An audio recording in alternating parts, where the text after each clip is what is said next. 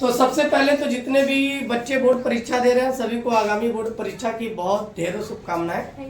आप लोग खूब बेहतर रिजल्ट के साथ उत्तीर्ण हो, अपना नाम रोशन करें, माता पिता का नाम रोशन करें और साथ में हम भी अगर उस श्रेणी में कहीं आ जाएंगे तो हम भी अपने आप को सौभाग्यशाली समझेंगे। आज हम जिस टॉपिक पे डिस्कशन करने वाले हैं, हमारा पहला पेपर, चूंकि बोर्ड का पहला पेपर जो है वो हिंदी है, चाहे क्लास 10th हो या तो 12th। तो आज हम हिंदी पढ़ेंगे और हिंदी के उस टॉपिक पर डिस्कशन करेंगे जो महत्वपूर्ण है 2026 के लिए। यानी 2026 की परीक्षा में जो हिंदी के महत्वपूर्ण टॉपिक्स होंगे, जिनसे आपका पेपर बन सकता है, जिनसे आपका 100% क्वेश्चन लड़ सकता है, वो टॉपिक हम आज पढ़ने वाले हैं। 2-3 बार परीक्षा से पहले अगर हम देख भी लेंगे तो भी हमें इतना रटा जाएगा कि हमें दोबारा पढ़ने या लिखने की आवश्यकता नहीं पड़ेगी। लेकिन आप जितना पढ़ोगे, जितना लिखोगे, उतना आपके लिए बेहतर होगा। तो सबसे पहले आज का जो टॉपिक है, हम बहुविकल्पी प्रश्न के लिए पढ़ रहे हैं, क्योंकि हमें पता है कि 10वीं हो या 12वीं हो, दोनों में बहुविकल्पी प्रश्न आते हैं और 2 टॉपिक निर्धारित है जिससे 50% यानी 10 क्वेश्चन आपके बहुविकल्पी के आएंगे। वह हिंदी गद्य साहित्य का इतिहास और हिंदी पद्य साहित्य का इतिहास। तो आज हम डिस्कशन करेंगे हिंदी गद्य साहित्य के इतिहास से और हिंदी गद्य साहित्य के इतिहास के कुल कालखंड जो आपके बोर्ड परीक्षा में यानी 10वीं के सिलेबस में है, 12वीं के सिलेबस में है, हम उसी टॉपिक से डिस्कशन भी करेंगे। सबसे पहले तो हम ये जानना है कि हम जिस युग के बारे में पढ़ रहे हैं उस युग का क्या नाम है? शुक्ल युग। फिर इस युग को एक और नाम से जानते हैं, छायावाद युगीन गद्य। छायावाद युगीन गद्य कहे चाहे शुक्ल युग कहे, दोनों एक ही कालखंड की बात कर रहा है। इससे जो प्रश्न पूछेगा, पहला प्रश्न आपके लगभग 2016, 17, 18, 20, 22, 25 में भी पूछा और वो प्रश्न क्या था कि शुक्ल युग की समय सीमा बताओ, समयावधि बताओ, कालावधि बताओ। बात एक ही है, शब्द अलग है लेकिन मतलब एक है। समय काल पूछे, समय खंड पूछे, कालावधि पूछे, समयावधि पूछे, तो हमारा आंसर क्या होगा? 1919 से 1938 ईस्वी तक। लेकिन ध्यान देना बेटा, कुछ किताब में 1919 की जगह 18 भी है, तो आपको भ्रमित नहीं होना है, कंफ्यूज नहीं होना है।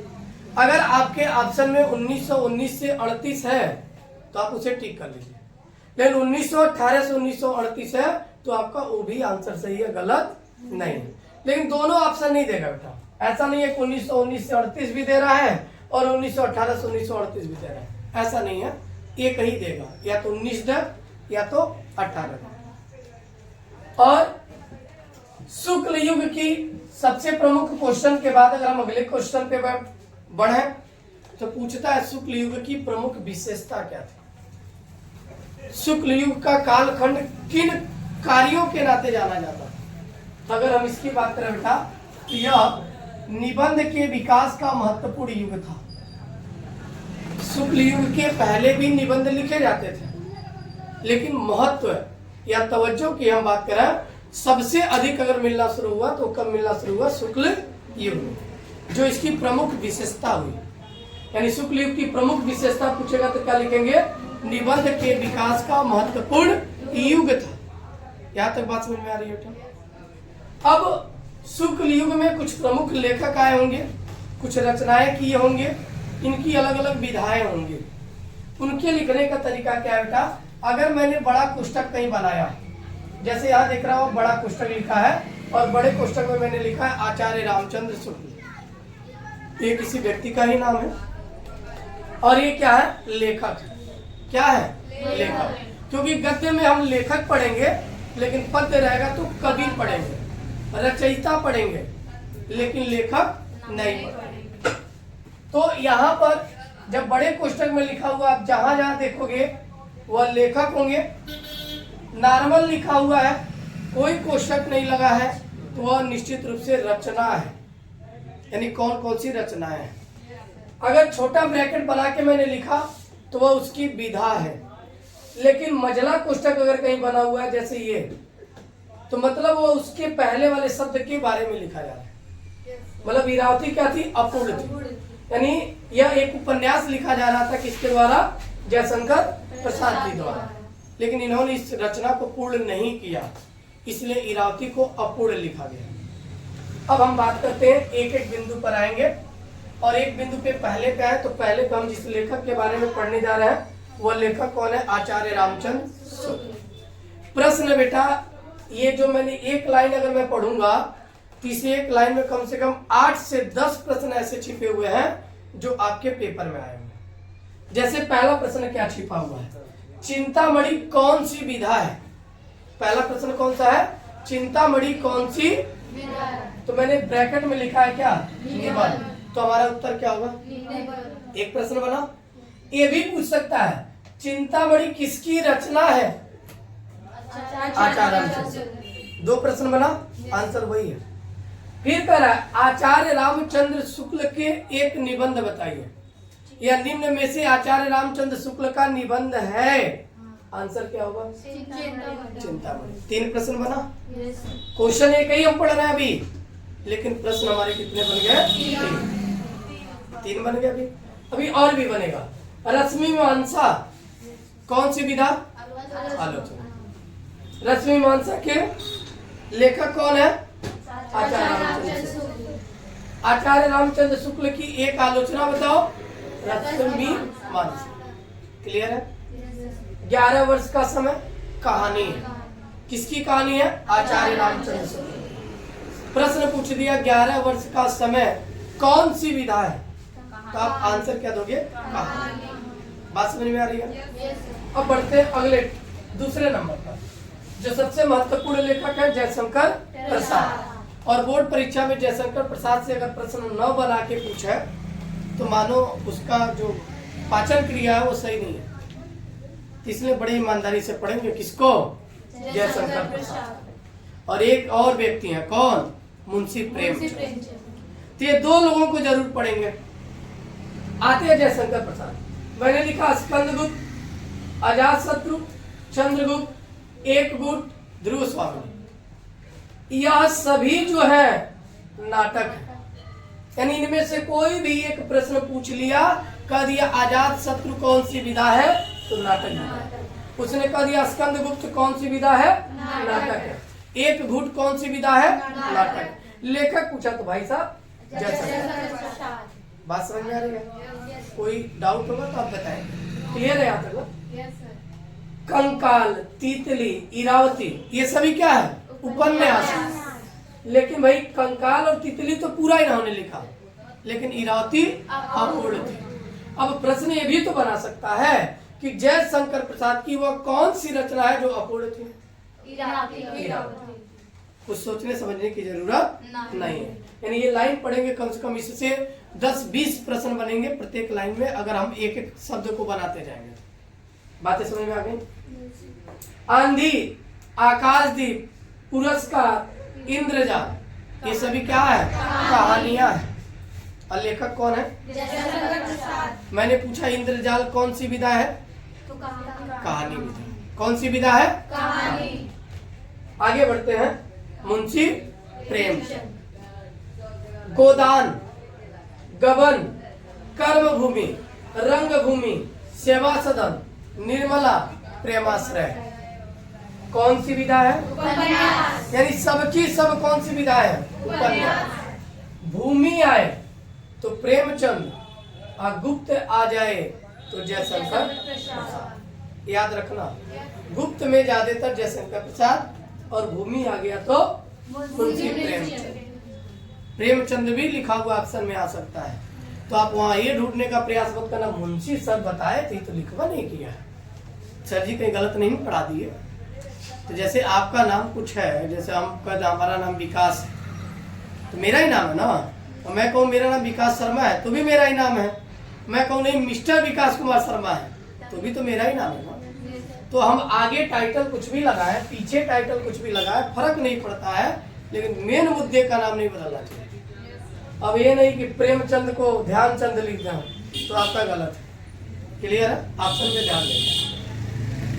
पूस की रात, प्रेमांजलि, ये क्या है? कहानी है। किसकी कहानी है भाई?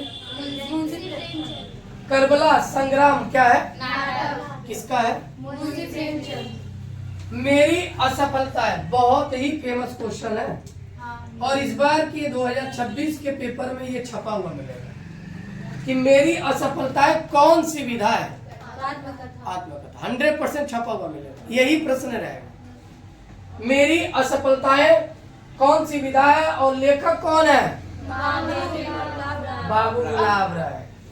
हम ध्यान इसीलिए हाथ ऐसे किए कि आपका ध्यान कहाँ था। कौन है? बाबू गुलाब राय। अभी महादेवी वर्मा को पढ़ा रहे हैं। मेरी असफलता के लेखक कौन है भाई? बाबू गुलाब राय। समझ में आ गया ना? थलुआ कलम। नर से नारायण, नर मतलब मनुष्य से और नारायण मतलब ईश्वर। तो भाई जो मनुष्य का सफर है यानी नर से नारायण तक, ईश्वर तक का सफर, वह कौन सी विधा है? और लेखक कौन है? गुलाब राय। हम बोल दें ऑप्शन में आ जाए तो गलत होगा। बाबू को आप हटा सकते हैं, गुलाब राय भी ऑप्शन में आ सकता है। राष्ट्रीयता, नवरस, सिद्धांत और ये क्या है? आलोचना। किसकी? बाबू गुलाब राय। गुलाब राय यानी बाबू गुलाब राय। बाबू का मतलब छोटे नहीं थे, बचपन में लिख दिए, इनका टाइटल था। लोग प्यार से इन्हें बाबू बुलाते थे, जैसे आप गांधी जी को बापू बुलाते हो। अतीत के चलचित्र, स्मृति की रेखाएं, मेरा और ये क्या है? संस्मरण और रेखा, श्रृंखली की कड़ियां और छड़दा, ये क्या था? निबंध। श्रृंखली नहीं होगा, श्रृंखला की कड़ियां होगा। श्रृंखला की कड़ियां, छड़दा, ये दोनों क्या है? निबंध है। और लेखक कौन है? महादेवी वर्मा। अब ये याद रखना, महादेवी वर्मा। कोई दिक्कत, कोई परेशानी? यहाँ से अगर आपने तैयार किया तो कम से कम 5 अंक तो आपका आ जाएगा। 2, 4, 5 अंक तो कहीं नहीं गया, क्योंकि इंटरमीडिएट में भी 2-3 प्रश्न उठाई देगा और हाई स्कूल में कम से कम 5 तो उठाएगा। क्लियर है यहाँ पर? अब हम बढ़ते अगले टॉपिक की ओर। इसका फोटो में अगला टॉपिक है, वो हमारा टॉपिक क्या? शुक्लोत्तर युग। शुक्लोत्तर का अर्थ क्या होगा? मतलब शुक्ल युग के बाद का युग। शुक्लोत्तर मतलब शुक्ल युग के बाद का युग। तो शुक्ल युग कहाँ तक था? 1938 तक, यानी 38 के बाद का एक समय काल आया। 1938 के बाद का एक दौर आया जिसे हम शुक्लोत्तर युग के नाम से जानते हैं, और इसी को हम छायावादोत्तर युग के भी नाम से जानते हैं। और किस नाम से जानते हैं? छायावादोत्तर युग के नाम से। इसकी समय सीमा पूछे तो शुक्ल युग के बाद का युग है, यानी याद रखना शुक्ल युग 1919 से 38, तो यह 38 के बाद ही होगा। तो 1938 से जब देश आजाद हुआ 1947 से। क्या समय सीमा? 1938 से 1947 ईस्वी तक। कोई दिक्कत यहाँ तक? विशेषता पूछ ले, क्योंकि शुक्लोत्तर युग को हम प्रगतिवादी युग भी कहते हैं। यानी शुक्लोत्तर युग छायावादोत्तर युग को एक और नाम से जाना जाता है, वह जाना जाता है प्रगतिवादी युग। यानी इस युग को प्रगतिवादी युग कहा गया। इसमें लेखकों को जो मान सम्मान रिस्पेक्ट था, जो प्रगति थी उनकी, उस पर ज्यादा ध्यान दिया गया, विचार विमर्श किया गया। इसलिए इस युग को क्या बोला गया? प्रगतिवादी युग। पुनः इस युग से संबंधित प्रमुख लेखक, रचनाएं और विधा के बारे में हम पढ़ेंगे, और वह चीजें पढ़ेंगे जो बोर्ड परीक्षाओं में विगत 10 सालों से लगातार आ रहा है और 26 में आने की 100% संभावना नहीं है, गारंटी है। ठीक, गारंटी लेके जाओ, 100% आएगा, इन्हीं में से आएगा। ये लास्ट का वीडियो बस पढ़ लेना जो बना रहा है, चाहे 40 मिनट का बना या 50 मिनट का बना। 50 मिनट के वीडियो से बाहर का कोई पेपर नहीं होगा, इसकी पूरी फुल गारंटी है। पढ़ के आ जाओगे तुम लोग। पहला, अशोक के फूल। पूछ ले कौन सी विधा है तो अशोक के फूल के लेखक पूछ ले तो आचार्य हजारी प्रसाद द्विवेदी। कूटज कौन सी विधा? लेखक? कल्पलता विधा कौन सी? लेखक आचार्य यानी एक चीज हम पढ़ लिए, अशोक के फूल, कूटज, कल्पलता निबंध है और इसके लेखक कौन है? आचार्य हजारी प्रसाद द्विवेदी हैं। तो हमको 4-5 प्रश्न तैयार हुए। चाहे वो ऐसे पूछे कल्पलता कौन सी विधा है, चाहे ये पूछ ले कल्पलता किसकी रचना है, चाहे ये पूछ ले आचार्य हजारी प्रसाद द्विवेदी के कोई 2 निबंध बताओ, तो भैया ये तो अशोक के फूल है, कूटज है, कल्पलता है, इनमें से कोई भी 2 लिख सकते हैं। यानी पढ़ रहे हैं 1 लाइन, लेकिन तैयार कितने प्रश्न हो रहे हैं? लगभग 4 से 5 प्रश्न। तो ध्यान से पढ़ेंगे। वाण भट्ट की आत्मकथा, उपन्यास। आत्मकथा मतलब होती है बेटा अपनी कथा। तो एक विधा भी है जिसको हम आत्मकथा बोलते हैं। तो वाण भट्ट की आत्मकथा, आत्मकथा शब्द से ये ना ध्यान देना कि भाई विधा आत्मकथा होगी। विधा क्या है? उपन्यास। और लेखक कौन है? आचार्य हजारी प्रसाद द्विवेदी। मैला आंचल।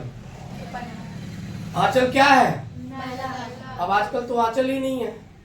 पहले आंचल था, जब माँ साड़ी पहनती थी पल्लू तो आंचल के तले बच्चे को ढक लेती थी। अब तो भाई नया नया डिजाइन है, सूट चल रहा है, तो माँ का आंचल तो गायब ही हो गया। नहीं, बहुत लोग आजकल लगभग नहीं पहनते हैं। सूट सलवार और एक वो होता है नाइट ड्रेस, उसमें वो अपने आप में कंफर्टेबल महसूस करती हैं। सही बात है, दौर है, गर्मी का मौसम है, लेकिन फिर भी माँ माँ होती है।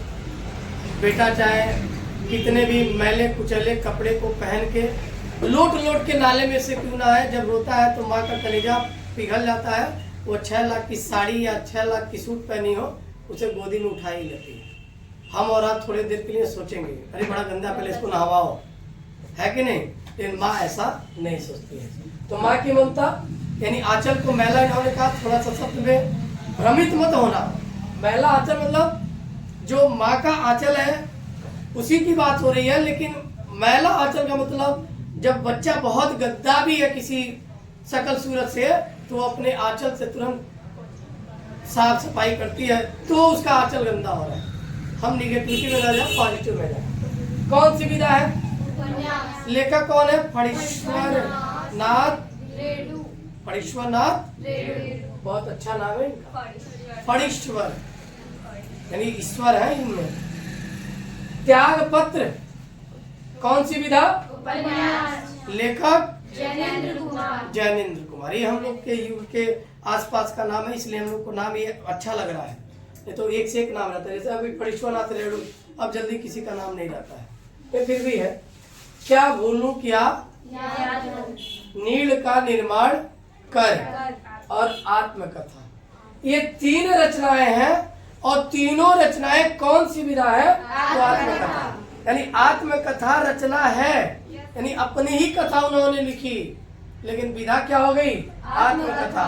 जब हम किसी के बारे में लिखते हैं या अपनी कथा लिखते हैं या अपने अनुभवों को लिखते हैं, तो वो हमारी हो जाती है आत्मकथा।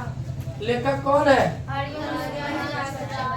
नहीं याद रही तो ऐश्वर्या राय का ससुर, मतलब अजिया ससुर, या अमिताभ बच्चन के पिताजी। अमिताभ बच्चन के पिताजी। तो नाम ना याद रही तो बच्चन बान है ना मोमिन के, तुरंत देख के बंद करके टिक मार रहा हूँ। तो महानायक अमिताभ बच्चन के पिताजी का नाम क्या था? हरिवंश राय। तो उन्होंने भी ये 3 चीजें लिखी और बहुत महत्वपूर्ण लिखी, जो आपके बोर्ड में आता रहता है। कलम का सिपाही, यह एक जीवन चरित्र है, और लेखक कौन है? अमृत राय। तो पूछ सकता है अमृत राय की निम्न में से कौन सी रचना है? ऑप्शन में आपको ये भी देगा, क्या भूलूं क्या याद करूं ये भी देगा, त्याग पत्र भी देगा, और मैला आंचल भी देगा। तो सही क्या होगा? कलम का सिपाही। कलम का सिपाही में छोटा सा रही ना, हम बड़का ला देंगे, नहीं गलती हो गई। मेरी आत्मकथा किसकी रचना है? डॉक्टर राजेंद्र। किसकी रचना है? प्रसाद। तो इस प्रकार हम लोगों ने शुक्लोत्तर युग यानी शुक्ल युग के बाद का युग देख लिया। शुक्ल युग था 1919 से 1938, और शुक्ल युग के बाद यानी शुक्लोत्तर युग या छायावादोत्तर युग या प्रगतिवादी युग जो आया, उसका कालखंड 1938 से शुरू होता है और 1947 पे समाप्त हो गया। क्लियर है यहाँ तक? कोई दिक्कत? अब हम आजाद हो चुके हैं, स्वतंत्र हो चुके हैं। किस कालखंड से? 1947 से। तो अगला जो युग होगा वह स्वातंत्र्योत्तर युग। क्लियर? तो नोट कीजिए फिर आगे। हमने पढ़ा शुक्ल युग, शुक्ल युग के बाद का युग शुक्लोत्तर युग, और अब शुक्लोत्तर युग चूंकि 1947 पे खत्म हुआ और 1947 में हम आजाद हुए। यानी स्वतंत्रता हमें कब मिली? 47 में। तो स्वतंत्रता के बाद के युग को ही स्वातंत्र्योत्तर युग कहते हैं। यानी स्वातंत्र्योत्तर युग का अर्थ क्या होगा? स्वतंत्रता यानी आजादी के बाद का युग। तो आजादी के बाद के युग की बात है तो समय तो हमें पता है, याद है ना? कब है? 1947 यानी आप जब आजाद हुए तो उसी समय से स्वातंत्र्योत्तर युग स्टार्ट हो गया, यानी 1947 के बाद।